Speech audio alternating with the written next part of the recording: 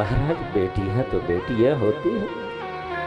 उस पुत्री को अपनी चिंता नहीं कि मैं जाऊंगी जिस घर में, जिस खानदान में, जिस परिवार में मेरे साथ क्या व्यवहार होगा, कैसा व्यवहार होगा महाराज, और उसके साथ में जैसा भी व्यवहार होता वह सब कुछ अपने ससुराल में पति के घर में सहन करती रहती है। और जब पिता पूछता है पुत्री तुम सुखी से हो ना, तो कितना बड़ा भी कष्ट पुत्री को न हो, परंतु अपने छाती में हाथ रखकर कहते हैं पिता मैं बहुत सुखी हूँ, मुझे किसी भी तरह से वहां कोई कष्ट नहीं है, बड़ी सुख है, बड़ा सुख है मुझे, बड़ा मुझसे लाड़ करते प्यार करते, मेरी सासू मेरी सास मेरे पति सब मुझसे लाड़ करते हैं प्यार करते, मुझे कोई कष्ट नहीं है। चाहे भले ही उस बेटी को सताया जा रहा हो, भले ही उस बेटी को दहेज के कारण जलाया जा रहा हो, बड़े ही उस बेटी को दहेज के कारण या उसके स्वभाव के कारण उसे प्रताड़ित किया जा रहा हो, परंतु संपूर्ण दुख वह सह लेती है, पिता को मालूम नहीं होने देती।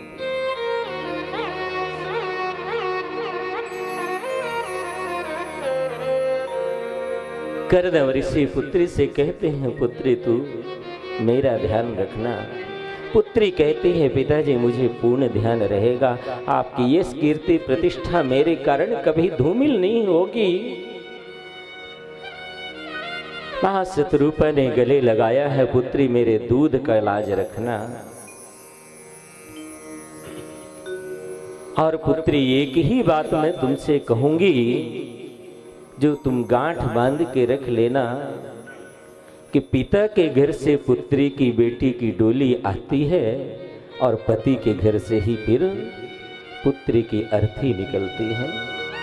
पुत्री तुम्हें चाहे जितना कष्ट हो जैसा भी हो, तुम कभी वापस आना नहीं अपना घर बार छोड़कर।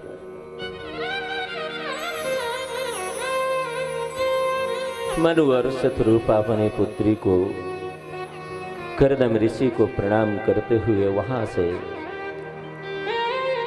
प्रस्थान किए हैं। इधर देवहूति अपने पति के सेवा में लग गई और कर्दम ऋषि भी साधारण कोई ऋषि तो थे नहीं, साधारण तो कोई पति थे नहीं। यत्र नार्यस्तु पूज्यन्ते रमन्ते तत्र देवता, जहाँ नारियों का सम्मान होता है, जिस घर में, जिस नगर में, जिस देश में, वहाँ देवता निवास करते हैं। कर्दम ऋषि परब्रह्म परमात्मा नारायण का धन्यवाद करने के लिए नारायण का चिंतन करने लगे। प्रभु आपकी कृपा से मुझे सुंदर सुयोग्य पत्नी की प्राप्ति हुई है, यह आपका प्रभु बहुत बहुत धन्यवाद है। और प्रभु को धन्यवाद देते हुए कर्दम ऋषि की पुनः समाधि लगी है और कर्दम ऋषि समाधि में चले गए। कई वर्ष व्यतीत हो गए कर्दम ऋषि को समाधि लगाए हुए और पत्नी देवहूति अपने पति की सेवा में लग गई। अभी आई थी कहां से? पिता के घर से, राजघराने से आई थी। राज का सुख सुविधा भोग कर आई थी और जब पति के घर पहुंची तो पति को सुविधा, पति की सुविधा तो वह पति का सुख तो प्राप्त न कर पाई, पति की सेवा ही उसे प्राप्त हुई और पति की सेवा में तत्पर रह गई। पति की सेवा को ही सर्वोपरि मानकर वह देवहूति पत्नी सेवा करती रही। प्रातः काल जब उठती तो सुंदर आश्रम में झाड़ू लगाती, बुहारी लगती, साफ सुथरा करती और स्वयं स्नान करके पति को स्नान कराती, क्योंकि पति का शरीर तो समाधिस्थ अवस्था में है। तो पति के शरीर को सुंदर गीला वस्त्र करके पति के शरीर को पोंछती, वस्त्र बदलती और सुंदर भोजन तैयार करके पति के सम्मुख लेकर थाली रख देती कि न जाने कब पति की समाधि खुले और वह प्रसाद ग्रहण करे। दिन भर वह थाली पति के सम्मुख रखी रहती। जैसे ही रात्रि होती तो रात्रि तक जब पति की समाधि नहीं खुलती तो चुपचाप उस थाली को उठाकर वह आश्रम में जो जीव जंतु निवास करते थे उनको खिला देती और उससे अन्न का एक दाना उठाकर अपने मुख में डाल लेती, पति का प्रसाद मानकर। कई वर्ष व्यतीत हो गए देवहूति को सेवा करते करते। अचानक एक दिन पति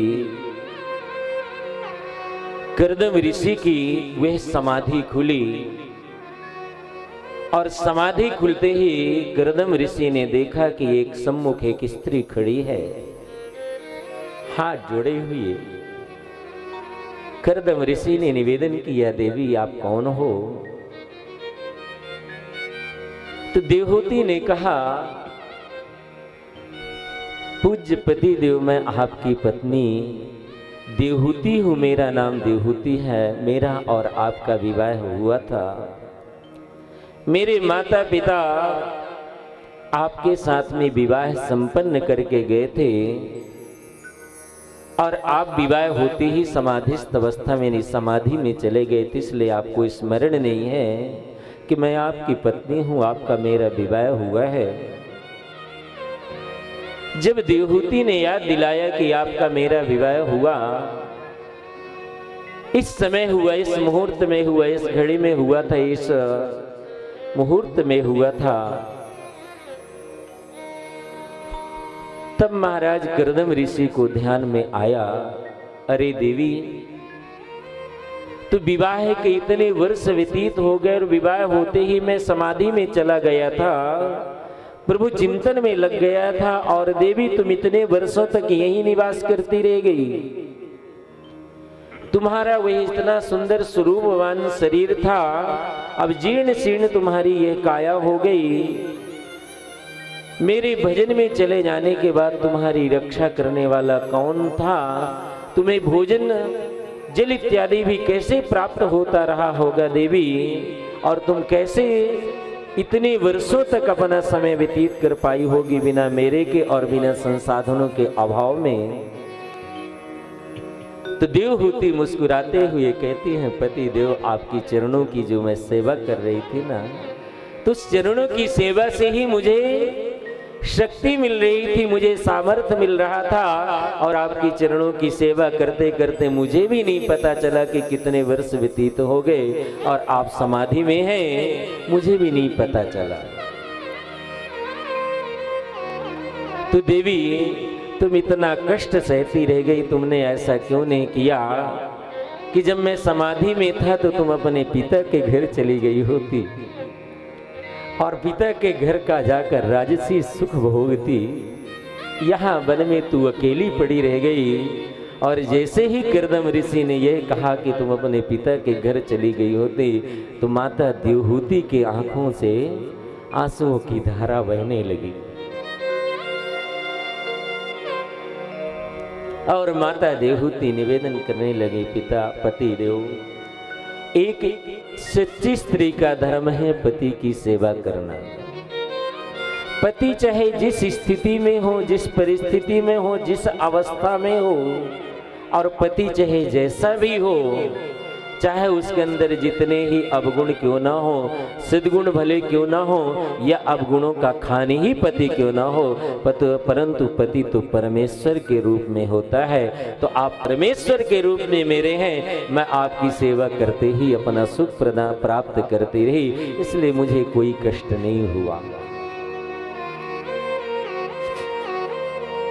कर्दम ऋषि ने कहा, देवी, यदि तुमने इतना कष्ट सहा है मेरे लिए,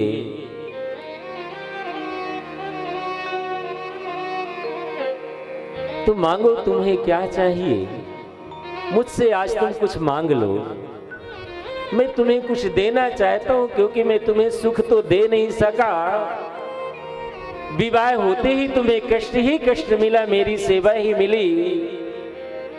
तुम्हें सुंदर भोजन भी नहीं मिला, सुंदर शयन भी नहीं मिला, मैंने तुम्हें कष्ट ही दिया है। देवी, तुम आज मांगो, मुझसे क्या चाहती हो?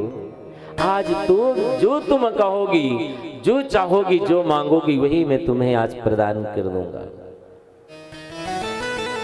माता देवहूति ने हंसते हुए, मुस्कुराते हुए, सुंदर भाव से, क्या सुंदर मुस्कुराते हुए माता देवहूति ने पति से निवेदन किया है।